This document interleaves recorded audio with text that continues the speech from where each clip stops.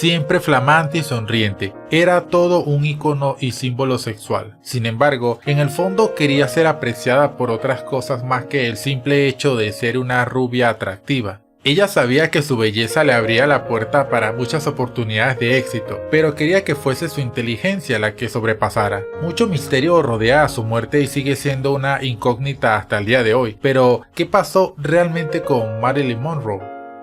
Hola a todos, sean bienvenidos al video de hoy y les estaré hablando acerca de la vida y las últimas horas de Marilyn Monroe.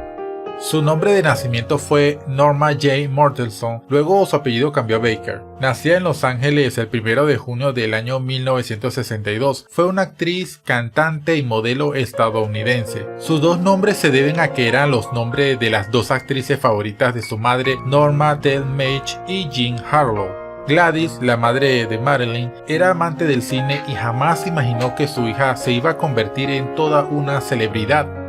Sin embargo, la situación económica de la madre de Norma la llevó a tener que dejar a su hija al cuidado de un matrimonio practicante del cristianismo evangélico, para que la adoptara y le brindara protección, paz y cariño, donde duró unos meses y se fue a la ciudad debido al trabajo. Luego de eso comenzaría a visitar a su hija los fines de semana.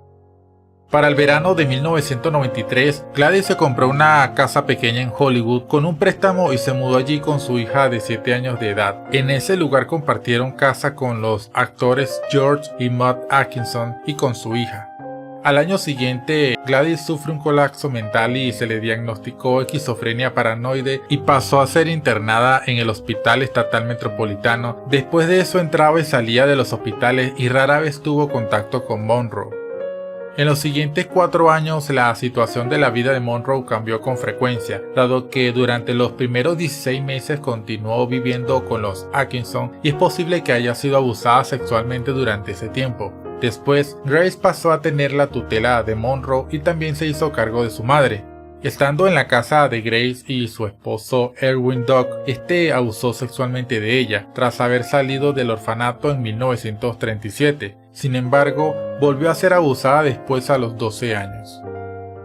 Después de tantas vueltas, consiguió un hogar más permanente en septiembre de 1938, cuando comenzó a vivir con la tía de Grace, quien la inscribió en la secundaria Emerson y asistía a servicios semanales de la secta llamada Ciencia Cristiana. Luego, por problemas de salud de la tía de Grace, Monroe regresó con Grace en 1941. No obstante, el esposo de Grace fue trasladado fuera del estado por razones de trabajo y no se pudieron llevar a Monroe porque las leyes lo impedían, así que tuvo que regresar al orfanato. Desesperada y cansada de tantas vueltas, decidió casarse con el hijo de su vecino James Doty el 19 de junio de 1942 con 16 años de edad, mientras que James tenía 21.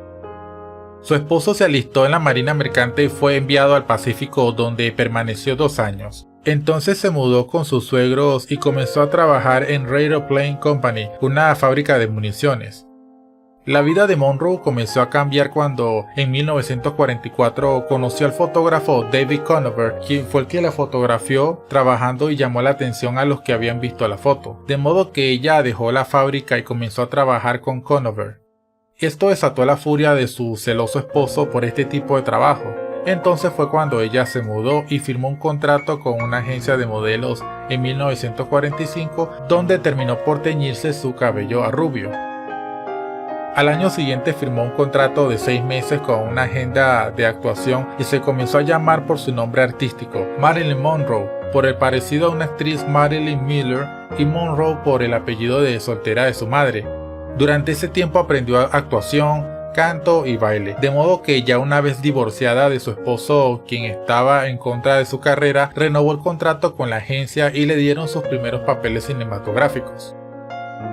Después de terminar su contrato, no pudo obtener la renovación de este y siguió trabajando como modelo y bailarina. No obstante, Monroe quería más y entonces decidió que tenía que triunfar como actriz, así que continuó estudiando, obteniendo pequeños papeles en algunas obras. Durante ese tiempo se hizo amiga y ocasional compañera sexual del ejecutivo de Fox, quien convenció a su amigo para que la contratara. Tras haber hecho papeles sencillos en películas con poca audiencia, su consagración a la fama comenzó con su protagonismo en la película Niágara, en la que interpretó a una mujer fatal que planeaba asesinar a su marido. Para ese momento la sociedad no estaba acostumbrada a ver en películas a una mujer que estuviese con vestiduras llamativas o en paños, pero a pesar de las críticas la película se hizo popular. Definitivamente Niagara la convirtió en un símbolo sexual y estableció su look. Luego de eso hizo otras películas donde hacía el papel de la rubia tonta que no sabía que su atractivo impactaba a los hombres. Pero ya cansada de eso quiso llevar su carrera más allá y logró renegociar su contrato, ya que su sueldo era inferior al que cualquier actor famoso tenía en ese momento. Así que con el tiempo se mudó a Nueva York y dejó de actuar por un tiempo hasta que decidió formar su propia producción de cine y así seguir perfeccionándose en esa materia, ya que el plan era muy simple, ser la mejor, y si iban a pagarle tenía que ser de la manera que ella quería por sus trabajos. Pero lo que el público no sabía era que por dentro Marilyn ya había tenido un vacío que la llevó a tener un comportamiento errático. Y esa figura de porcelana empezó a mostrar fisuras internas. Además, sus distintas relaciones amorosas tampoco la ayudaron a lidiar con esa situación.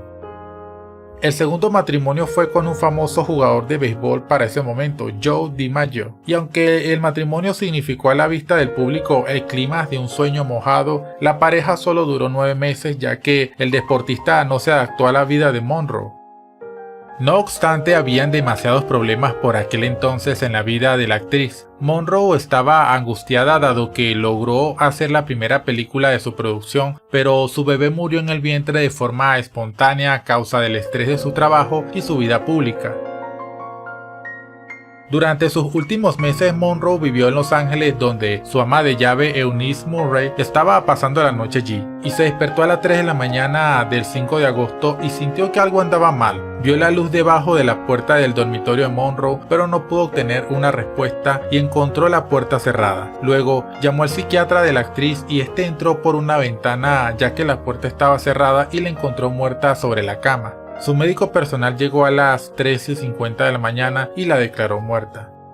A las 4:55 de la madrugada, el jefe del departamento de policía de Los Ángeles, Jack Clemens, recibió una llamada inquietante. Su interlocutor era el Dr. Grissom, el psiquiatra, y el mensaje era claro: la actriz había muerto. Clemens fue el primero en llegar al lugar y advirtió una serie de incongruencias en los testimonios de los dos médicos y el ama de llaves, que se mostraban muy nerviosos por cierto, y se habían retrasado sospechosamente en avisar a las autoridades. La escena de la muerte parecía alterada, las sábanas estaban cambiadas y muy limpias y el cuerpo había sido movido. Clemens notó que a esa hora la señora Murray estaba lavando ropa, lo que le causó gran sorpresa. Las livideces del cadáver no coincidían con la postura antinatural en la que yacía el cuerpo. En principio tampoco había agua, ni jarra, ni vaso con que hubiera podido ingerir la pastilla, hecho que oportunamente apareció después con la llegada de otros policías y forenses. Monroe murió entre las 8:30 y las 10:30 de la noche el 4 de agosto y el informe de toxicología mostró que la causa de la muerte fue una intoxicación aguda por barbitúricos. Se descartó la posibilidad de que Monroe hubiera tenido una sobredosis accidental porque la dosis encontrada en su cuerpo estaban varias veces por encima del nivel letal. La repentina muerte de Monroe fue noticia de primera plana en Estados Unidos y en Europa. Su funeral fue realizado en el cementerio Westwood Village Memorial Park el 8 de agosto y fue privado y asistieron solamente sus asociados y más cercanos. El servicio fue organizado por Joe DiMaggio y por la media hermana de Monroe, donde cientos de espectadores llenaron las calles alrededor del cementerio. Y bueno, hasta aquí este breve resumen acerca de la vida y las últimas horas de Marilyn Monroe, una bella actriz que pudo haber dado mucho más de sí, pero que lamentablemente por sus problemas internos nos dejó en plena juventud. Si te gustó el video, déjanos tu like y tu opinión en los comentarios.